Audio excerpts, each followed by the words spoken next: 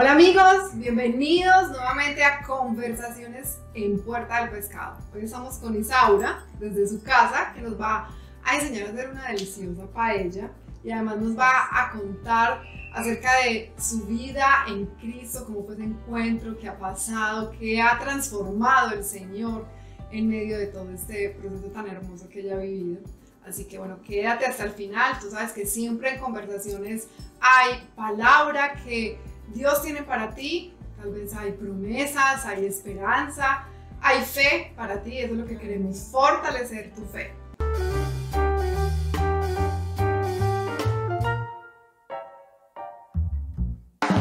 Así que Isa, bienvenida a Conversaciones, hoy es tu turno. Muchas gracias a Puerta del Pescado por invitarme y esta oportunidad, gracias a Dios, para poder compartirla. Sabemos que cada uno de los que están viendo pueden tener una historia con Jesús, así que no dudes en escribirnos, en contarnos si quieres ser parte de Conversaciones. Pero bueno, vamos a comenzar con Isaura. Isa, cuéntanos de ti. Eres colombiana, ¿hace cuánto estás en Calgary? Muchas gracias, sí, soy colombiana, nací en Barranquilla, Colombia. Llegué a Calgary en el 2010, ya hace 12 años que estoy viviendo en Canadá. Te cuento que soy casada, tengo 3 hijos, que son milagros que Dios me regaló y en los cuales me alegra mi corazón.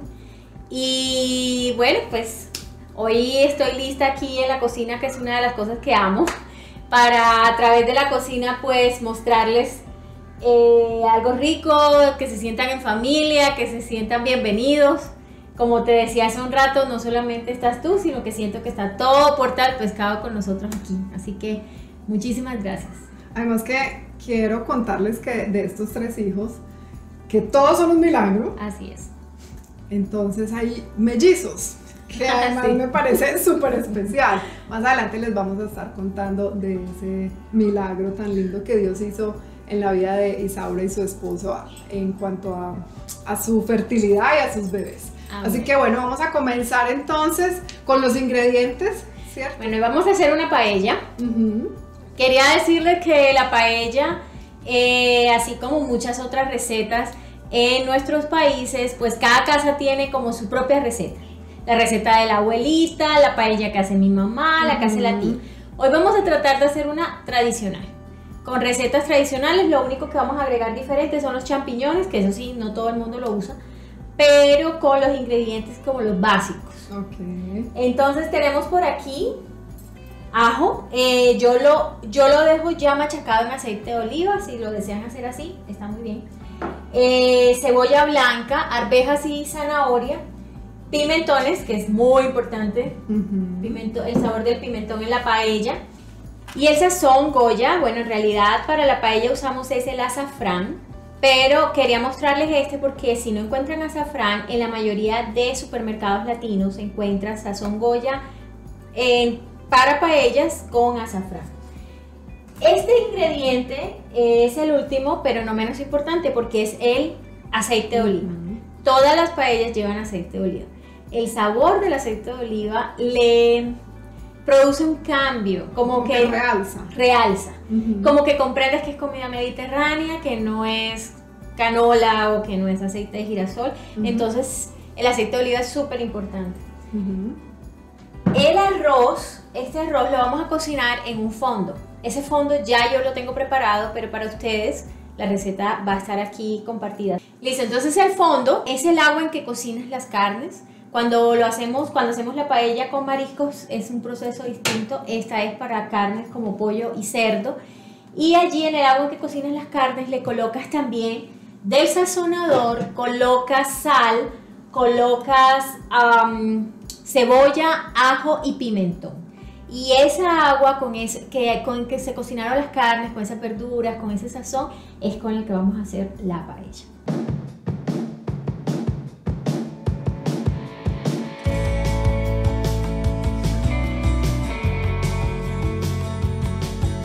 Bueno, entonces mientras está haciendo la paella, ustedes no saben cómo está oliendo de rico.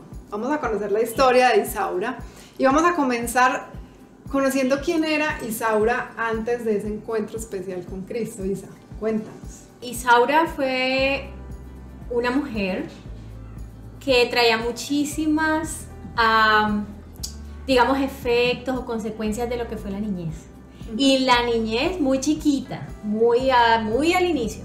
Resulta que cuando mis papás empiezan una relación, mi papá no había terminado la tesis, había estudiado, él estudió Derecho, pero no había terminado la tesis.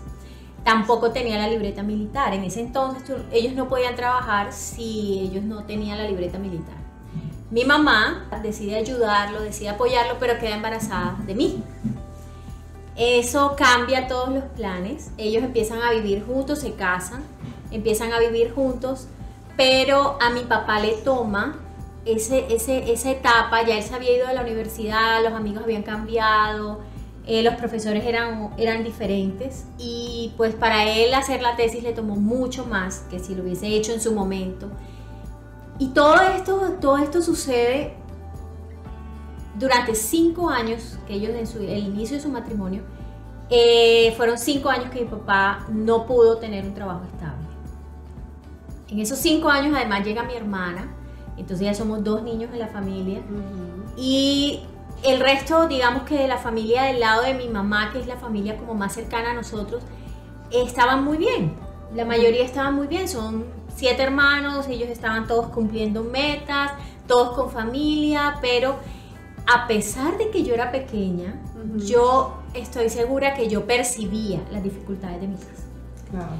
Yo las percibía, y mi mamá de hecho tiene varias anécdotas. Mi mamá cuenta que había una propaganda de unos muebles en donde había una niña en la propaganda que cerraba los ojos y cuando los abría aparecían los muebles. Y nosotros, que vivíamos en medio de una situación económica muy difícil, donde estábamos en la casa que mi abuelo nos había regalado, pero una casa que no tenía ni baldosas, era piso de cemento, donde yo todo seguramente no lo veía bonito. Yo cerraba los ojos y los abría y sentía, mi mamá me dice que yo llegaba al punto de la frustración de porque a mí no me funcionaba si la niña de la televisión le funcionaba. Yo recuerdo que cuando llegaba Navidad, yo iba a la casa de mi abuela y veía todos los adornos de Navidad que tenía, mientras que yo no tenía tantos. Y yo contaba cuántos ella tenía y llegaba a la mía a contar. Y siempre yo salía perdiendo en la cuenta. Y ese tipo de cosas siguió creciendo conmigo. A los 5 años de ellos de casados, llega mi hermano, pero al mismo tiempo que llega mi hermano, mi papá consigue su primer trabajo profesional. Y la historia de nosotros empieza a cambiar. Entonces, esa etapa, a pesar de que no la recuerdo con claridad, yo ahora puedo mirar atrás y puedo ver cómo yo todo el tiempo me comparaba. Y cuando me comparaba salía perdiendo. Pero en el camino, yo pienso que por el carácter de ser hermana mayor, Pau.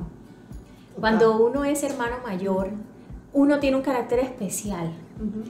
Y ese carácter me llevó a ir creando como unas capas, como una protección en el colegio, con mis primos, en todo el círculo social, unas capas, y desde muy pequeña me fui haciendo metas.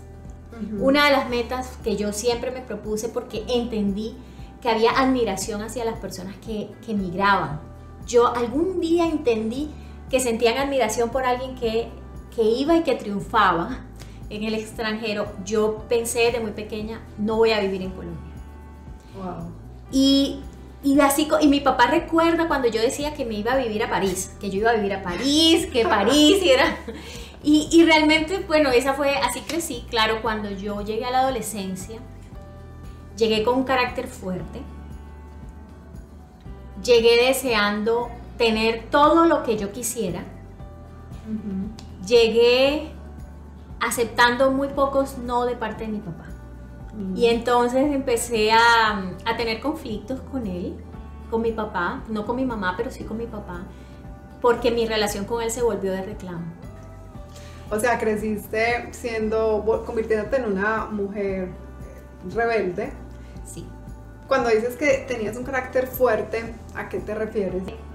Yo pienso que definitivamente yo en mi subconsciente no fue algo que yo te pueda decir claramente cuándo sucedió, pero yo decidí que yo no volvía a perder.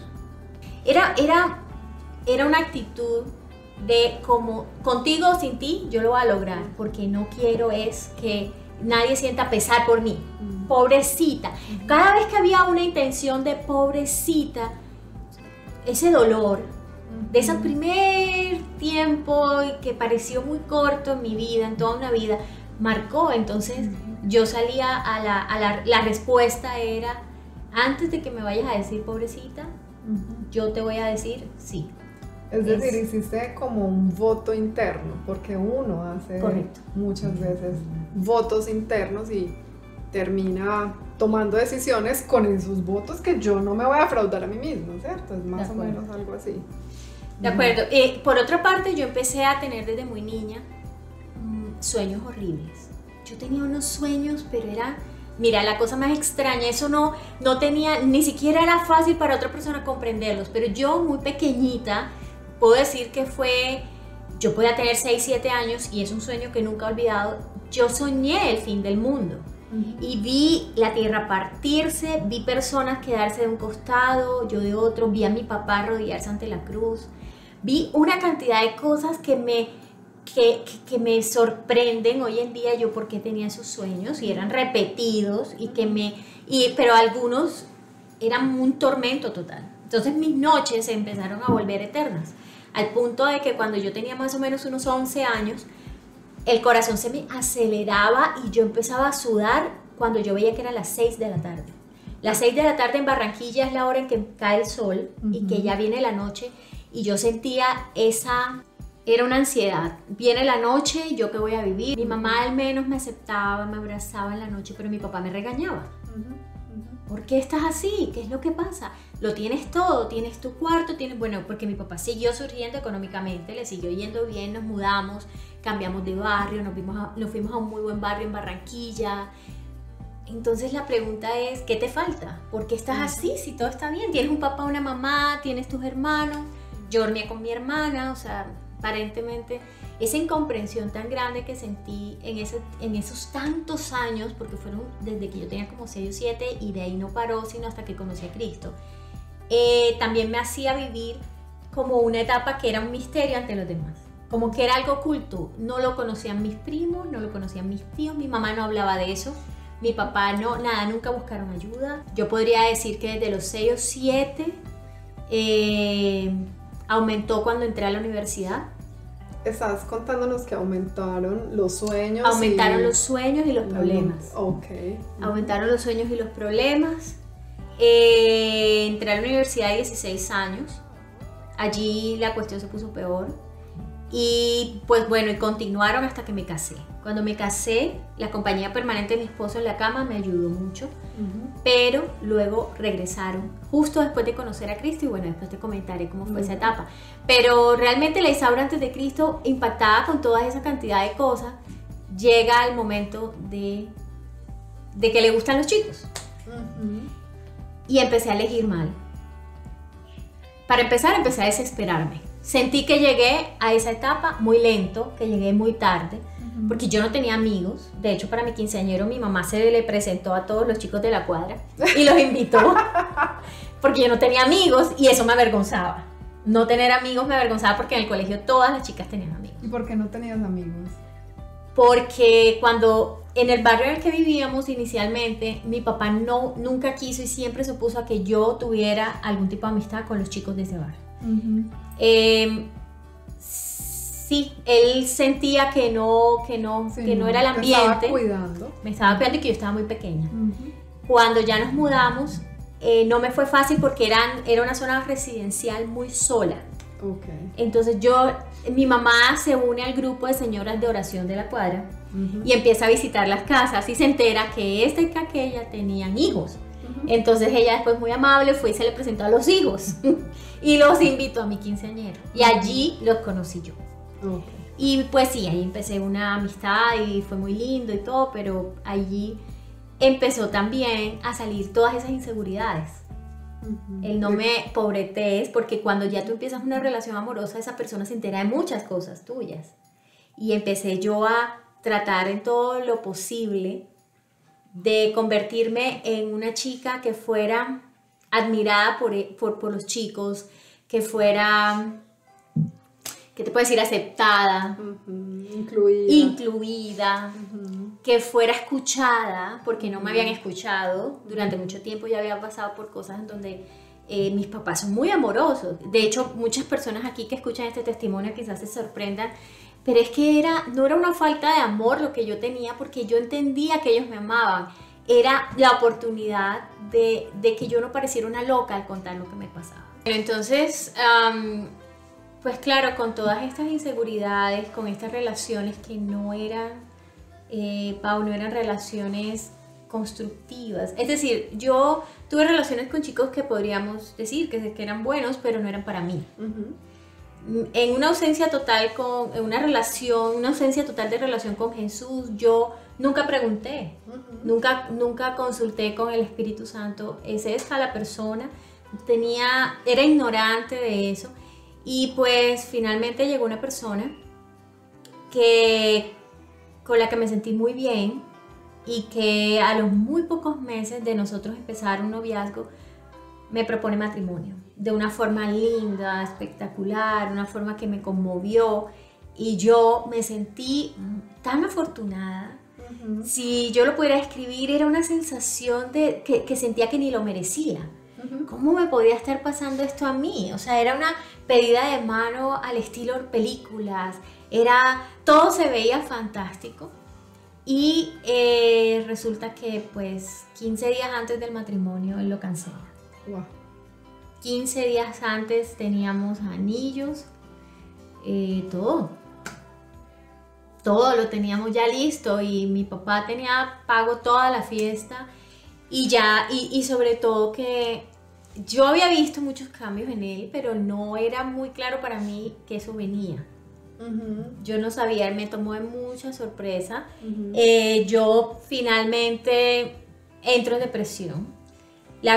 Sentí una vergüenza enorme. Después de haberme sentido la princesa súper elevada, ¿no? Sí. Del sueño perfecto. Ahora entonces estaba yo en el papel de dar explicaciones que no quería dar. Y quiero decir ahí que el voto que habías hecho interno en el pasado de yo no voy a perder más. O sea, era ya como que me estoy enfrentando a lo que yo dije que no va a pasar, no va a volver a pasar. ¿Y cómo lo viviste? Bueno, yo lo primero que puedo decir es, entré en depresión, y entiendo quien vive una depresión que vive. Porque yo viví una depresión muy fuerte. Muy fuerte. Pasados 15 días, yo a los 15 días cumplía años. Me fui a la casa de mi mejor amiga, ellos me recibieron, dije no quiero estar aquí en la casa, me quedé, yo celebraba muy en grande mis cumpleaños, no quería que nadie me llamara, entonces me quedé en su casa, así. Mis papás fueron mi gran apoyo. Puedo decir que la relación con mi papá entonces cambió. ¡Qué hermoso! Porque la mujer, que ya no era la niña, que estaba tirada en cama, que no se quería bañar, que duraba mucho sin comer, se convirtió en la preocupación de mi papá. Y entonces mi papá ya no llegaba a ver la televisión ni a ver las noticias de las 7 de la noche, sino llegaba a sentarse conmigo. Y empecé a sentir el dolor de mi papá como varón de lo que le había pasado a su niña, a su hija. Y aunque yo fui rebelde, entre comillas, en mi adolescencia, yo fui una buena hija. Es decir, yo había estado molesta por muchas cosas y frustrada y queriendo controlar muchas cosas que me habían tenido en esa actitud, pero al mismo tiempo yo fui excelente estudiante, digamos que, como te digo, no tenía amigos, no estaba metida en cosas raras. Entonces para mi papá era muy doloroso que yo estuviera viviendo ese proceso. Ahí decido entonces, bueno, antes de decidir irme a Bogotá, mi amiga muy cercana del trabajo me dice, ya le dije a Alberto, que hoy en día es mi esposo, ya le dije a Alberto que se encargue de ti. Ya le dije que te saque, que te distraiga, que se encargue de ti. Y eso yo lo recuerdo con cariño porque sí noté un cambio en Alberto. Trabajábamos juntos en ese momento, ya habíamos estudiado juntos en la universidad y sí recuerdo un cambio de él en su actitud hacia mí. Pero yo decidí irme de Barranquilla porque Barranquilla la sentía muy pequeña y lo que me había pasado lo sentía muy fuerte.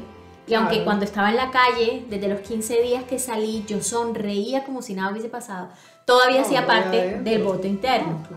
Entonces yo sonreía, salía, hice todo al punto de convencer amigas muy cercanas a mí de que yo no tenía dolor. Eso era una mentira, porque era una mentira. Esos dolores fuertes que no solo pasó por lo que viviste respecto al que iba a ser tu esposo, sino con todo lo que ya venías, no se van en 15 días, no se van sonriendo. Así es. Me voy a Bogotá, trabajo en Bogotá, pierdo ese trabajo después de 6 meses de estar allá. Yo renuncié al trabajo porque realmente las condiciones no eran para mí buenas y yo estaba muy sola y regreso a Barranquilla. Me encuentro con Alberto, mi gran amigo. Alberto, las cosas cambian, al encontrarnos cambian. ¿Cambian en qué aspecto? Como que se empiezan a ver diferente, como ya no es tan mi amigo, sí. Ya puede ser más que un amigo.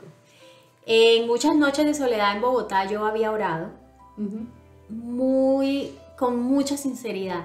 Yo puedo decir que en ese momento yo ya era cristiana sin saber que era cristiana, porque yo en Bogotá fue mi primera experiencia orándole al Señor sin repetir una oración, sino orándole con la sinceridad de quien está deseando tanto algo y quien está tan cargado, tan lastimado desde mi corazón, que yo le dije al Señor, yo ya estoy lista para ser esposa y no tengo esposo. Wow. Yo estoy lista para casarme, para tener hijos, para todo y no tengo con quién. Yo he quedado en vergüenza. Ahora me voy a regresar a Barranquilla y me siento apenada, pero sin demostrarlo, ¿no? Siempre muy fuerte, siempre con mi cara muy seria, pero yo estaba muy destruida por dentro. Entonces esas noches en donde yo llamaba y en mi casa había una bulla enorme, mucho ruido y todos felices y todos compartiendo, y yo en Bogotá me sentía tan sola, estaba en cama antes de 8 de la noche y todo eso. Pues ¿con quién más? Pues me puse a hablar con él. Y esa hablada con él fue la que hizo que algo cambió. Algo empezara ahí a cambiar. Ok, Isa. Y tú regresas a Barranquilla, nos cuentas que empiezas a hablar con la persona que ahora es tu esposo, que se llama Alberto, Beto. ¿Y qué pasa? ¿Cómo llegan a esta decisión de que se casan? ¿Cómo luego conoces a Cristo? Bueno, nosotros nos casamos, Alberto sabía que yo tenía el plan de que me quería ir de Colombia. Sí. Y que en algún momento, por una de estas relaciones, por una persona que yo había conocido, me había enterado del proceso en Canadá. Entonces él me propone muy rápido, me dice, ¿sabes qué? Yo he pensado que podemos irnos a Canadá. Y yo le respondo, pues tú sabes que si nos vamos a Canadá, yo no quiero que apliquemos por aparte, sino casados. Entonces él me dice, ok, pero en este momento, en esta conversación, solo teníamos como un mes de novios. Lo que pasa es que como ya venía una amistad, claro, pues obvio las conversaciones se volvieron como con temas más serios, pero hablábamos mucho. Entonces él me dice, listo, vamos a esperar. En diciembre me dice, nos casamos en enero y nos casamos a los 6 meses de novios. Y yo recuerdo cuando le conté a mis papás, porque yo sabía que iban a reaccionar mal. Yo sabía que iban a estar en oposición, ya yo había quedado a las puertas de casarme. ¿Y cómo es que ahora que llevas apenas 5 meses de novia con él, ahora ya te vas a casar? O sea, ¿tú estás loca? Claro, ellos tenían miedo. Tenían miedo. Entonces, bueno, finalmente pues nos casamos. Para sorpresa de todos, ha sido una relación maravillosa desde el comienzo. ¿Cuántos años llevas casada, Isa? Tenemos 14 años. Wow. 14 años casados. 14 años y 3 hijos, como nos comentaste. Y 3 hijos. Y nos venimos a Canadá. El plan nos salió muy bien, Dios nos apoyó en todo, pero nosotros seguíamos en el catolicismo ambos, pero fríos. Muy fríos. muy alejados. Creíamos que no estábamos, creíamos que sí, de verdad estábamos en una conexión con el Señor, pero después pues el Señor nos mostró que no. Cuando llegamos aquí a Canadá, llegamos solitos. Y estábamos siempre los dos muy solos y yo empecé, Beto, vamos a una iglesia, vamos a una iglesia. Y probamos como alrededor de 4 iglesias católicas. Y no nos fue bien, por diferentes razones. Las iglesias lindas, pero nosotros no estábamos listos. No teníamos un nivel de inglés donde entendiéramos. Eran grupos en los que nos sentíamos de pronto extraños. Y a los 6 meses llegan nuestros amigos Paulina y Richard. Y ellos sí, ya vienen de la iglesia en Barranquilla, llegan recomendados aquí a una iglesia, a un grupo de una iglesia de mayoría colombianos. Y ellos de una vez conectan y desde el primer fin de semana en la iglesia y empezamos a verlos y Paulina me invita a un grupo de mujeres. Allí yo voy porque es ella, muy prevenida, pero la pasé bien. Entonces me invitó. Lo mejor es que al final de esa reunión preguntaron en casa de quién va a ser la siguiente reunión. Y yo después, no había escuchado la pregunta, alcé la mano, pero para pedir mi abrigo. Y alzo la mano para pedir mi abrigo y dicen, en la tuya. Y yo, ¿qué? No, que la próxima reunión. Y yo, ok, no hay problema. Y llego a la casa y le digo a Alberto, pues bueno, me fue bien, pero adivina, la siguiente reunión es aquí en mi casa. Y Beto, ¿cómo? Y yo, lo siento. Pero así fue, así pasó, fue en mi casa, entonces estuve como que prácticamente obligada a asistir a la segunda reunión. Y bueno, me gustó, pero yo decidí no volver al grupo de mujeres, yo dije, no, yo no me voy a meter en eso. Pero llegó un grupo de parejas. En el grupo de parejas sí pasó algo en mí. Hubo algo que cambió y que yo sentí que me estaba tocando muy profundo, que me invitaba, que me hacía sentir una mujer distinta y decidí aceptar y empecé entonces a prestarle atención a eso que me incomodaba, porque realmente yo te puedo decir que no era un tiempo en el que yo me sentía totalmente enamorada de Jesús. Isa, cuéntanos por qué dijiste no voy a seguir con el grupo de mujeres, que cuando dijiste yo no me voy a meter en esto, ¿qué pasa por tu cabeza en ese momento? Pues pasa que yo dije, no puede ser que yo me vuelva una aleluya. No puede ser que yo me convierta. No puede ser que yo me convierta en lo que mis papás tanto han criticado. En lo que la gente a mi alrededor tanto ha criticado. No puede ser que yo vaya a una iglesia donde me toque diezmar. Eran temas para mí difíciles de imaginarme yo asistiendo a ese tipo de iglesia. De hecho, subir las manos, pensar en cantar, yo decía no. Sí, no. Está como en la mente, como esto es ridículo, yo no voy a hacer eso. Además, no quiero que nadie me obligue. Pero es el pensamiento que uno tiene, que te van a obligar. Así es. Pero más interesante me parece que a pesar de todo eso, después no pude decir no. Sí, y entonces no estabas enamorada de Jesús en ese tiempo en el que dijiste, hay algo especial, aquí sí me voy a quedar, pero ¿qué te hizo quedarte? Bueno, sabemos que fue el poder de Dios actuando en Isaura, sin embargo, desde tu experiencia, ¿cómo lo viviste? Yo lo viví como, yo decidí probar, yo decidí ceder a una inquietud que no me dejaba ni de noche ni de día, a algo en mi corazón y dentro de mí que puedo decir que era hasta físico, porque se me convertía hasta en una cuestión de mariposas en el estómago, como de que me llevaba, okay. De que algo que me invitaba y que me llevaba, de algo como que parecía que yo no me pudiera negar y que ya yo veía venir que yo iba a terminar en eso. Entonces decidí, bueno, voy a mirar a ver qué es, qué mensaje, qué es lo que hay para mí. En el grupo de parejas nos divertimos mucho, cocinamos, comíamos rico, conocimos gente hermosa y empezaron a pasar milagros. Una chica me había dicho, ¿quieres trabajo? Y yo le dije, sí, pero yo apenas estoy estudiando inglés. Y resulta que preciso cuando decido empezar a ir a la iglesia, me llaman de ese trabajo. Y en la primera entrevista me dicen, te vamos a mandar una oferta. Y era en ingeniería, pues era asistente en ese momento de ingeniería, pero era una empresa que muy grande, Mi esposo todavía trabaja en esa empresa. ¿Tú no sabías inglés? Yo no sabía inglés. Mi esposo, que yo le digo Alberto yo le digo Beto, él no me pudo ayudar a traducir mi hoja de vida y yo la traduje con Google, llena de errores. Ajá. Así, entonces empezaron a pasar muchos milagros. Era en Airdrie, un pueblo cerca de Calgary, donde yo vivo, y no había bus. Y ni él ni yo conducíamos, teníamos la licencia aquí y no teníamos carro. ¿Y cómo vamos a hacer? Y apareció una persona que dijo, yo te llevo los primeros 15 días. Wow. Y empezó otra persona que dijo, yo te llevo a la entrevista, porque hasta para la entrevista me tocó. Y hubo otra persona que dijo, yo te doy mi carro y me lo pagas como puedas. Wow. Y todos esos milagros me empezaron a enamorar.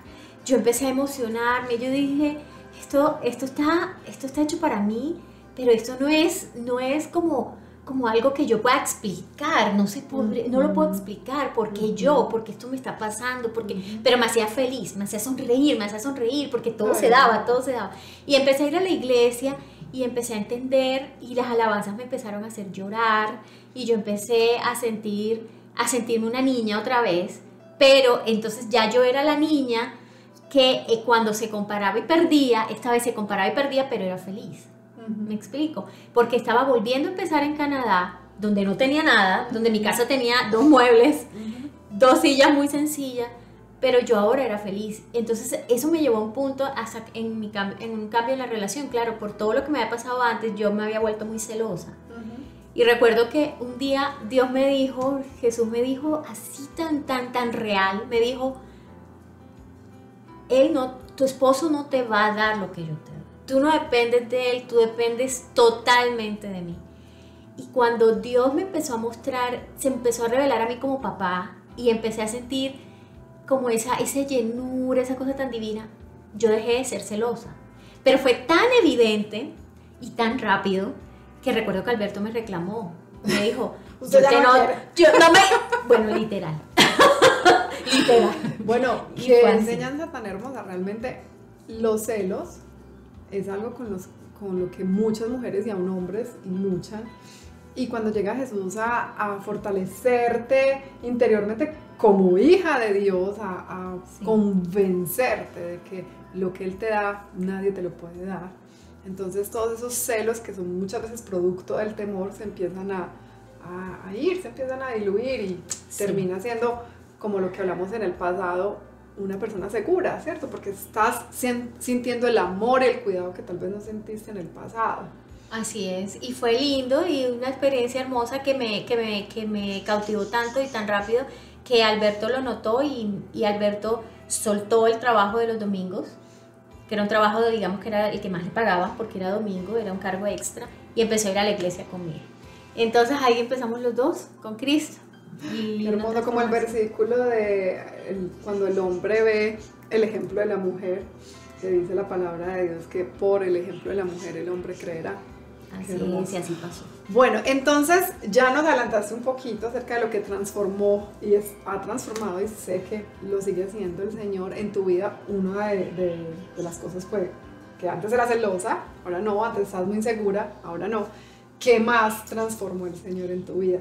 Cuéntanos un poquito acerca de esos sueños, qué pasó, dejaste de soñar, esos sueños que te producían y el Señor que fue quitando. ¿Cómo vives ahora esa parte mental con la que tú Bueno, la Isaura de ahora es la mejor versión que hay de Isaura hasta ahora, porque Él va a seguir haciendo cosas. Amén. Es una Isaura que tiene las prioridades muy diferentes a las de antes.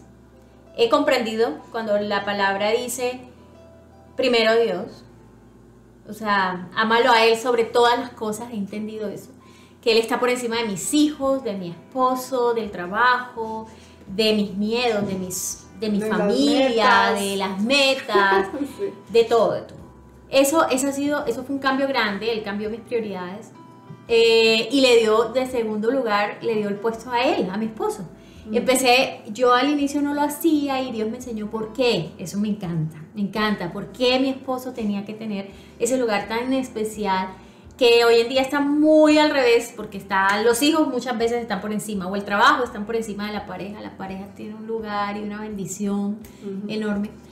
O el orden de prioridades es Dios en tus relaciones, ¿cierto? Tu relación con Dios, tu relación con tu esposo o esposa, si estás casada, tu relación con tus hijos. Correcto. Y de ahí pues hay otro tipo de relaciones. Ese es el Eso es un orden. tema que más adelante podemos tocar y que como parejas podamos también interactuar con otras parejas acerca de la sujeción, el respeto, pero también el cuidado del hombre, que lo vemos ahora como si fuera anti a hoy, eso era del pasado, de las abuelas, pero realmente trae tanta bendición, De acuerdo, tanta paz para el hogar.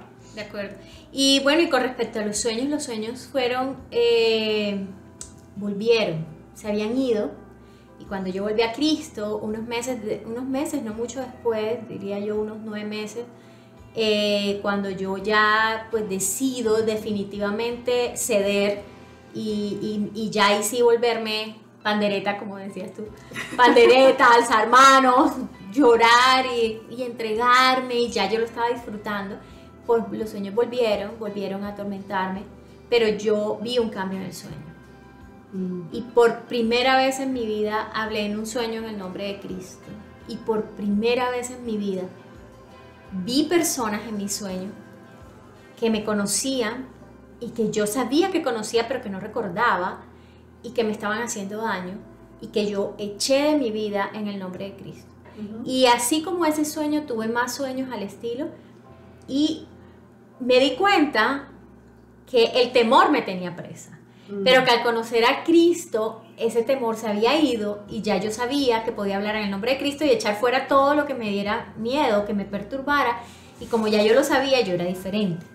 Y eso me trajo gran libertad, y puedo decir que ya a mí no me da miedo la noche, no me da miedo quedarme sola, no me da miedo soñar, no me da miedo, sí, inclusive con mis hijos, cuando tienen malos sueños, sé que debemos orar, me siento todo el tiempo protegida por Él, por el Señor.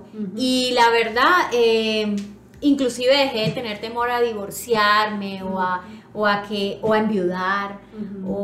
Y no digo esto de temor a divorciarme porque vaya a tomar la decisión, sino quiero decir que no vivir presa del temor, ¿cierto? No vivo presa ni dependiendo de más nadie.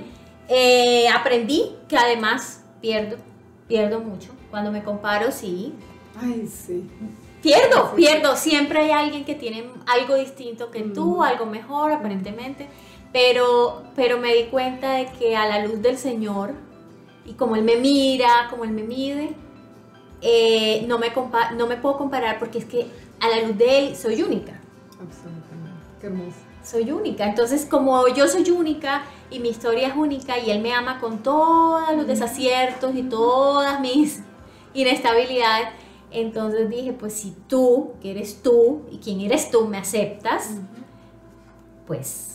Además, si yo soy única, ¿cómo va a comparar? Exacto, si soy única, pues no me puedo comparar. El perfecto amor del Señor echa fuera todo temor. Amén. O sea, ser preso del temor es vivir una vida donde tú no puedes realmente experimentar el gozo y la paz de Dios, y aún cumplir sueños y anhelos que Dios ha puesto en tu corazón, porque entonces el miedo te paraliza. Pero por eso dice la palabra que Dios derramó su amor en nuestro corazón, y que ese perfecto amor del Señor echa fuera todo temor. Así es. Y la palabra es la verdad, y nosotros creemos realmente en que la palabra tiene el poder de transformar tu vida. Amén. Isa, ¿cómo es tu vida ahora en Cristo? ¿Algo que quieras contarnos adicional? Yo soy feliz, pero no la felicidad que uno transmite en Instagram. Yo soy feliz, llena del gozo de Dios, que a veces pareciera que se ha ido, y cuando se va me angustio, pero Él está ahí a la puerta, muy sencillo, muy simple, en una relación con el Espíritu que no quiero dejar, que considero la mayor bendición de mi vida, que conocerlo a Él para mí ha sido como que un regalo que no me esperaba. Él me sorprendió. Cuando yo planeaba 1000 cosas en Canadá, Dios me mostró que yo había venido a Canadá a conocerlo a Él. Cuando consideré que Alberto me aceptara, habiendo yo sido rechazada, habiendo sido yo apartada, ¿cómo era posible que Él me fuera a aceptar? conociendo que alguien más me había quitado de su vida. Y pensé que en algún momento que Alberto era la mayor bendición de mi vida. Y cuando conocí a Cristo y me di cuenta, wow, tú estás muy por encima. O sea, Alberto es la consecuencia de tu amor, como son mis hijos, como son todo lo demás. Pero entonces yo ahora mismo vivo tranquila, yo tengo una vida de un día a la vez. Soy mamá, ama de casa, ocupada. Totalmente ocupada. La vida Sí. en estos países es de una ocupación alta. Sí, el hogar es... Tienes un hogar trabajo. hermoso. Bueno, Isa, qué historia tan hermosa, qué testimonio de vida tan hermoso. Realmente todo lo que hace Dios en la vida de todas las personas es digno de ser contado.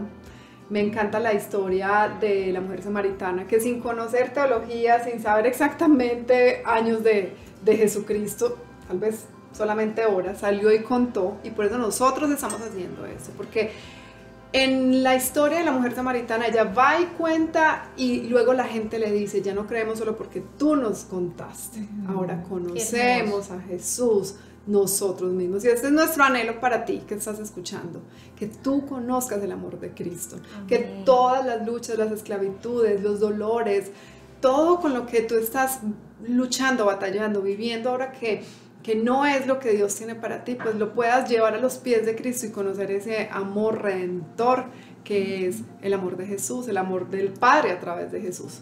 Nosotros siempre en estas conversaciones queremos invitarte, si no lo has hecho, a abrirle tu corazón a Jesús, a entregarle el timón de tu vida a Jesús. Y por eso la palabra de Dios dice que si creemos con el corazón y confesamos con nuestra boca que Jesús es el Señor, entonces somos salvos. Por eso los invitamos por medio de esta oración. Si quieres hacerla, puedes repetir después de Isaura, que hoy nos va a acompañar en la oración, a recibir a Cristo, a entregarle tu vida. Estamos para servirte. Recuerda escribirnos por Instagram o por YouTube o a nuestra página web si necesitas alguna oración o algún apoyo. Estamos para servirte. En Puerta del Pescado tenemos varios espacios de oración, así que estamos para apoyarte. No dudes, no estás solo. Pero primero que todo, a Dios, a Cristo en tu vida, y de ahí en adelante el Señor te irá poniendo el resto de ayuda con todas las manos que tiene aquí en la tierra. Así que bueno, Isa, gracias por contarnos tu hermosa historia de amor con Cristo, y que el Señor siga bendiciendo tu vida, que el Señor siga abriendo caminos, que siga siendo luz para todos los que te conocemos. Amén, que sigas cumpliendo ese sueño que Dios ha puesto en ti, y es llevarlo a Él en todo lo que haces, porque haces varias cosas y sé que todos tienen el sello de Cristo. Muchas gracias, amén, amén, para la gloria de Dios.